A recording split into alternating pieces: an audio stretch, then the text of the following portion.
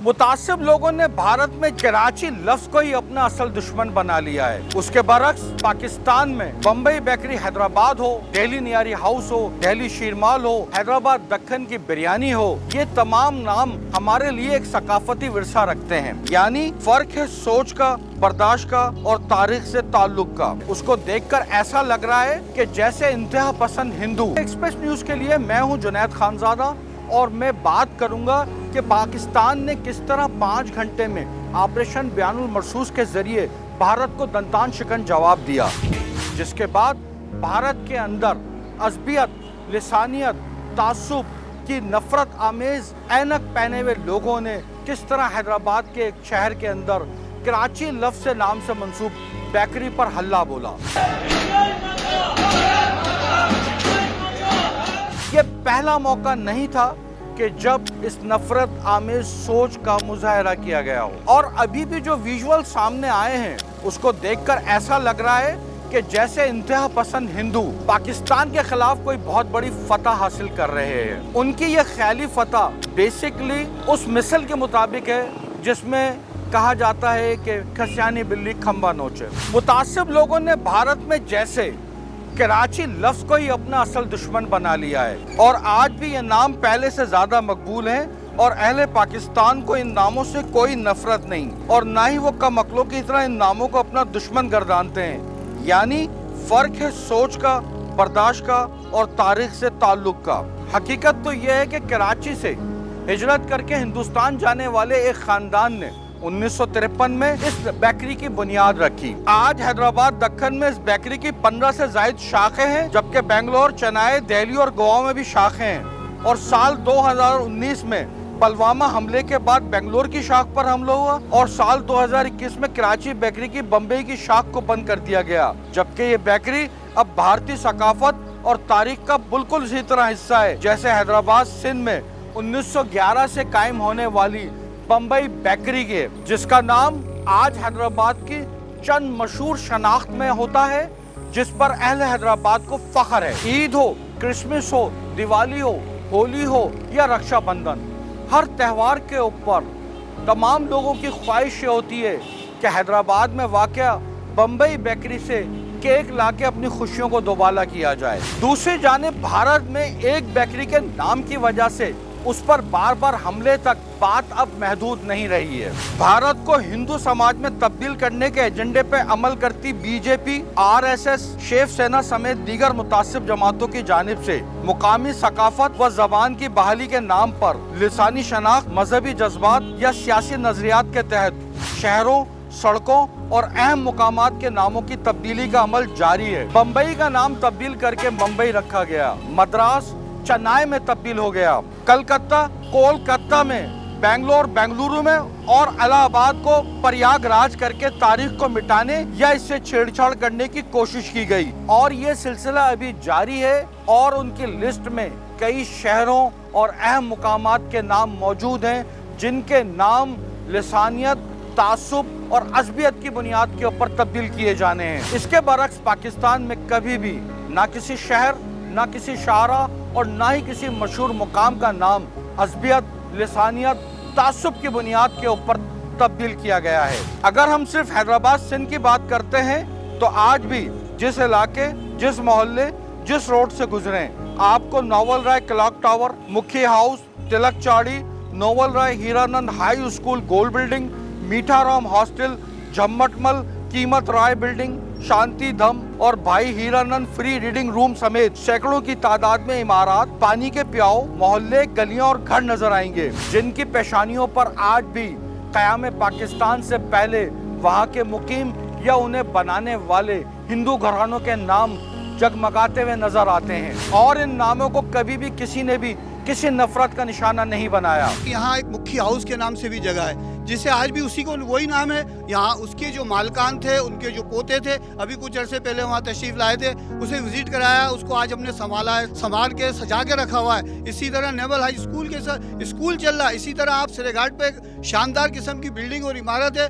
वो भी आज तक संभाल के रखी हुई है। ये तमाम हिंदू अमलाक, जैसे कि आप पक्के के लिए भी हमने एक नर्मला बाई के नाम से जो है पानी का एक तालाब था, आज भी वो तालाब मौजूद है और उसमें पानी घोड़ों को और दीगर लोगों को पिलाया जा रहा है। तो मैं ये कहता हूँ कि हम मोहब्बत का पैगाम देना चाहते हैं, आप भी हमसे मोहब्बत कीजिए, हम भी आपसे मोहब्बत कर देंगे। लेकिन ये याद रखें कि अगर आपने कोई जारियत की, कोई इस किस्म की हिमाकत की, तो फिर ईंट का जवाब पत्थर आएगा इंशाअल्लाह ताला। याद रखें कि आज भी पाकिस्तान मुंह तोड़ जवाब देने की पोजीशन में है। थोड़ा सा जायजा लेते हैं नोवल राय मार्केट, जिसे घंटा घर मार्केट कहा जाता है या जिसे novel Rai clock market tower भी कहा जाता है। ये क्लॉक टावर 1914 में तामीर किया गया और इसका नाम नोवल राय के नाम पर रखा गया, जो उस वक्त के मुकामी महसूलात के ऑफिसर थे। इसकी तामीर हैदराबाद म्यूनिसिपैलिटी के तहत की गई और जब सर राव बहादुर दीवान चंद दयाराम सदर थे और इसका डिजाइन पीसी थादानी ने तामीर किया। नोवल राय मार्केट की तामीर के लिए दिल्ली से पत्थर मंगवाए गए। आज भी ये टावर हैदराबाद की शनाख्त है और इस पर आज तक कभी कोई हमलावर नहीं हुआ। हैदराबाद में एक ऐसा भी इलाका है जो 104 साल गुजर जाने के बावजूद आज तक मारूफ कांग्रेसी रहनुमा के नाम से मंसूब है। जी, मैं बात कर रहा हूँ शहर के मरकजी इलाके में वाक़या तिलकचाड़ी की, और ये इलाका तिलकचाड़ी कहलाता है, जो आज अपने जुग्राफियाई साख्त, समाजी, तालीमी और तिजारती सरगर्मियों की वजह से आज बहुत ज्यादा नुमाया हैसियत रखता है। और इसका तिलकचाड़ी नाम जारह मिजाज कांग्रेसी रहनुमा बाल गंगाधर तिलक के नाम पर रखा गया। इस इलाके का पहले नाम धक्काचाड़ी था। उसके बाद जब यहाँ पर एक पोस्ट ऑफिस बना तो ये टपाल चाड़ी कहलाया। लेकिन हैदराबाद के मारूफ कांग्रेसी रहनुमा डॉक्टर चोयत राम की दावत पर 1920 के अवाइल में यहाँ पर कांग्रेस का एक जलसा हुआ, जिसमें महाराज लोकमान्य बाल गंगाधर तिलक ने शिरकत की, जो हिंदुस्तान फौरन आजाद हो धड़ी की नुमाइंदगी करते थे। उनके दौरान सिंध से वापसी पर जब भारत में उनका देहांत हो गया तो हैदराबाद में कांग्रेस के सदर ने उनके नाम से इस चाड़ी का नाम मंसूब कर दिया और आज भी 104 साल गुजर जाने के बावजूद तिलक चाड़ी का नाम हैदराबाद की शनाख्त है। हम मजहबी रवादार लोग हैं, हम मुसलमान हैं, अल्हम्दुलिल्लाह हम इनकी इबादत गाहों की हिफाजत करते हैं। हमारे यहाँ हैदराबाद में मैंने कहा कि बम्बई बेकरी है, बम्बई बिरयानी है, लखनऊ नांद है, धर्मशाला है, गौशाला है। हमारे तो शहर के नाम है गौशाला। इस सदी के अंदर भी हिंदुओं के नाम हमने रखे हुए हैं, लेकिन हमारे दिल बड़े हैं। हम तो इनकी इबादत गाहों की हिफाजत करते हैं। हमारे दिल में इनके लिए कोई नफरत नहीं है, इसलिए कि अल्हम्दुलिल्लाह हम मुसलमान हैं। हमें सिर्फ मोदी सरकार से नफरत है कि उसने ये प्रचार वहाँ किया है और मुसलमानों की इमलाक को वो नाम के ऊपर कराची बेकरी, कराची स्टू बिरयानी, तो वहाँ पे ये तोड़ फोड़ करते हैं। हम लोग तो इसकी हिफाजत करते हैं, इसलिए कि अल्हम्दुलिल्लाह हम मुसलमान हैं। मजहबी रवादारी हमारा मकसद है। हम किसी हमारी ज़ात से, मुसलमान की ज़ात से हमारी अक़लियत को कभी ज़िंदगी में कोई ठेस नहीं पहुँचेगी। मुखी हाउस सिंध की एक ऐसी इमारत है जो आज एक म्यूजियम में तब्दील हो गई है, लेकिन जिसे देखने के लिए दूर दूर से लोग आते हैं। ये इमारत 1920 में एक बाअसर हिंदू सिंधी खानदान मुखी खानदान ने तामीर कराई थी। ये इमारत न सिर्फ अपने शानदार तर्ज अमल बल्कि अपने तारीखी पस मंज़र की वजह से भी नुमाया है। मुखी हाउस म्यूजियम 105 साल पुरानी कदीम बिल्डिंग है, जो कि 1920 में यहाँ रहने वाली एक हिंदू सिंधी फैमिली ने अपनी रिहाइश के लिए इस बिल्डिंग को तामीर किया। ये आलीशान महल 3 साल के अरसे में मुकम्मल हुआ। यहाँ रहने वाली फैमिली का ताल्लुक सियासत से था, कांग्रेस से उनका ताल्लुक था और वो बिजनेसमैन भी थे। उस वक्त के नेशनल असेंबली के मेंबर मुखी जैठानंद हुआ करते थे और कांग्रेस की जो भी सरगर्मियाँ इस बिल्डिंग से हुआ करती थी। भारत के पहले प्राइम मिनिस्टर जवाहरलाल नेहरू साहब अक्सर व बेशतर इस घर में आते थे, रिहाइश पजीर रहते थे और कांग्रेस की जो भी एक्टिविटीज़ थी यहाँ से करते थे। तो 1957 में पाकिस्तान बनने के बाद इनकी बेटी 10 साल तक यहाँ रहती रही, धर्ममुखी के जाने के बाद ये बिल्डिंग मुख्तलिफ मराहिल से गुजरती हुई बदहाली का शिकार हो गई। बिल्कुल तबाहाल बिल्डिंग 2009 में डिपार्टमेंट ऑफ एंटीक्विटीज़ ने इसको हेरिटेज डिक्लेयर करके इस पर प्रिजर्वेशन का काम शुरू किया और उसको रिस्टोर करके दोबारा अपनी असल शक्ल में बहाल किया।